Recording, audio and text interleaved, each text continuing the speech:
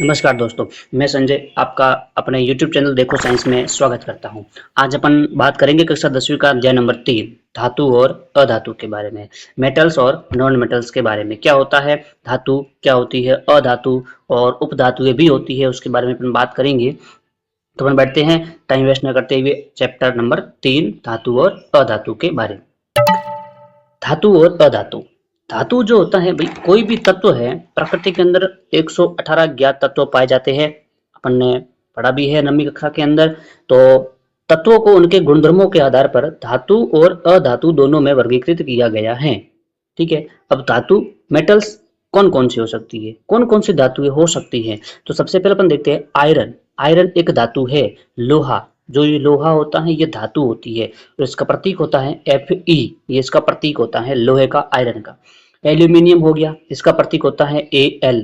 ठीक है। चांदी हो गया, ये सिल्वर जिसको कहते हैं, इसका प्रतीक होता है Ag। कॉपर भी है Cu, इसका प्रतीक होता है। तो ये सब क्या होती है, धातुएं होती है। और दूसरी होती है अधातु। अधातुएं कौन कौन सी होगी, जैसे हाइड्रोजन हो गया, नाइट्रोजन, सल्फर, ऑक्सीजन, ये अधातुएं होती है और साथ साथ में ये गैसें भी होती है। अपन पढ़ेंगे आगे आधुनिक आवर्त सारणी। आधुनिक आवर्त सारणी जिसको हेनरी मोजले ने दिया था। आधुनिक आवर्त सारणी के अंदर प्रत्येक तत्व, जितने भी ज्ञात तत्व है वो सारे के सारे तत्व उस सारणी के अंदर दे रखे हैं, क्रमांक के रूप में दे रखे हैं। तो वो सारे उसके अंदर धातुएं भी है, अधातुएं भी है और एक आती है उपधातुएं। तो वहां पे उपधातुएं भी वहां पे अपन बात करेंगे उसकी। और अब देखते हैं कि जो धातु है और अधातु है इनके गुणधर्म क्या होते हैं, उनके भौतिक गुणधर्म क्या होते हैं, इसके बारे में अपन बात करते हैं। तो सबसे पहले अपन बात करते हैं धात्विक चमक। किस प्रकार की धात्विक चमक होती है धातुओं की। धातु की सतह जो होती है वो हमेशा चमकदार होती है। ठीक है। और जो अधातु होती है वो चमकीली नहीं होती है। एक अपवाद है, आयोडीन जो होती है अधातु होते हुए भी, अधातु होते हुए भी आयोडीन जो होती है वो क्या होती है, चमकीली होती है। यानी कि सामान्यतः जो जो अधातुओं का गुण होता है कि वो चमकीली नहीं होती है, लेकिन आयोडीन एक ऐसी अधातु है जो चमकीला चमकीला होता है। अगला गुणधर्म है कठोरता। धातुएं सामान्यतः कठोर होती है। धातुएं हमेशा सामान्यतः क्या होती है, कठोर होती है। लेकिन कुछ अपवाद स्वरूप हैं। लिथियम, लिथियम का प्रतीक होता है Li। सोडियम का प्रतीक होता है Na। पोटेशियम का प्रतीक होता है K। ये मुलायम होती है। यानी कि सोडियम, लिथियम, पोटेशियम ये कैसे होती है, मुलायम होती है धातुएं। लेकिन बाकी जितनी भी होती है वो कठोर होती है। इन्हें चाकू से आसानी से काटा जा सकता है। और ये जो होती है ये वर्ग संख्या 1 में रखी गई है सारी की सारी धातुएं। अधातु ये अधिकतम कठोर नहीं होती है। अधातुएं कठोरतम नहीं होती है। कार्बन का एक अपर रूप है हीरा, जो एक इस प्रकार की अधातु होती है जो प्राकृतिक रूप से क्या होती है, कठोर होती है। यानी कि अधातुओं के अंदर कार्बन का अपर रूप है हीरा, वो सबसे कठोरतम पदार्थ होता है। अब आती है इनका रूप। धातुएं जो होती है वो कमरे के ताप पर ठोस रूप में पाई जाती है।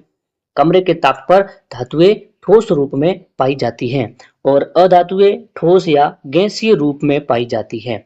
अब धातुएं ठोस रूप में पाई जाती है सामान्यतः कमरे के ताप पर, लेकिन अपवाद स्वरूप मरकरी जो है, जिसको कहते हैं पारा, Hg, जो मरकरी होता है, यह इस मरकरी को छोड़कर बाकी सब द्रव्य रूप में पाई जाती है।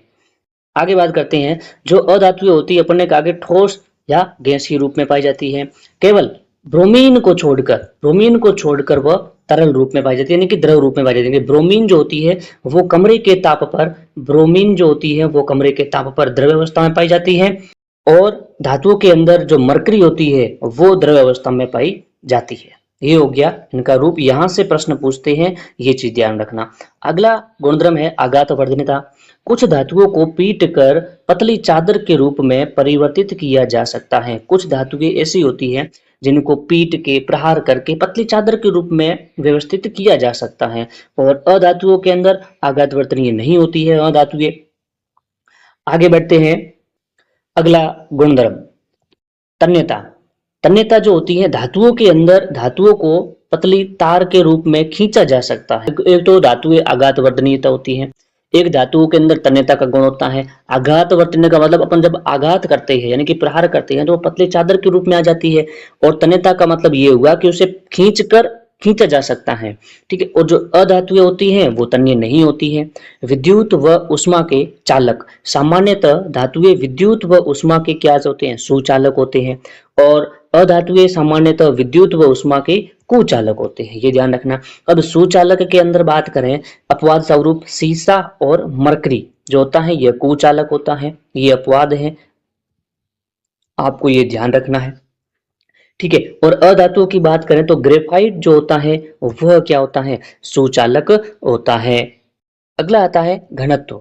घनत्व की बात करें तो घनत्व धातुओं के अंदर सामान्यतः अधिक घनत्व और उच्च गलनांक होता है। धातुओं का अधिक गलनांक भी होता है और अधिक घनत्व भी होता है, लेकिन अपवाद स्वरूप सोडियम और पोटेशियम Na और के जो है इसका घनत्व और गलनांक क्या होता है, कम होता है, ये अपवाद है। बाकी सामान्यतः घनत्व जो होता है वह अधिक होता है धातुओं के अंदर, गलनांक भी अधिक होता है।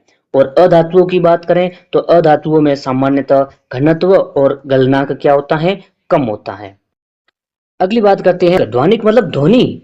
कठोर जो धातुएं होती हैं, धातुएं कठोर सतह से टकराने पर आवाज पैदा करती है। धातुएं जो होती है जब कठोर सतह पर अपन प्रहार करते हैं तो उस टकराने पर आवाज उत्पन्न होती है धातुओं के अंदर, लेकिन अधातुओं में आवाज उत्पन्न नहीं होती है। जैसे कोई घंटी लगी होती है स्कूल में, वो तेज आवाज करती है, क्यों, क्योंकि वो धातु है, ठीक है।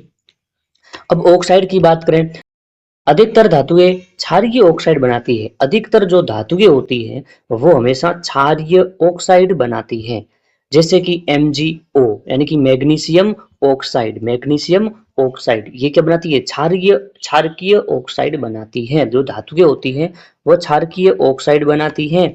और जो अधातुएं जो होती हैं, अधातुएं जो होती है ये हमेशा अम्लीय ऑक्साइड बनाती है। कैसा बनाती है, अम्लीय ऑक्साइड बनाती है। अधातुएं अम्लीय ऑक्साइड बनाती हैं और धातुएं क्षारीय ऑक्साइड बनाती है। तो यहाँ तक अपन ने देख लिया है धातुओं के अंदर अंतर, धातुओं के गुणधर्म, ठीक है। आज के लिए इतना ही। नेक्स्ट वीडियो के अंदर अपन पढ़ेंगे, इसके बाद में धातुओं के रासायनिक गुणधर्म के बारे में पढ़ेंगे। मिलते हैं नेक्स्ट वीडियो में। धन्यवाद।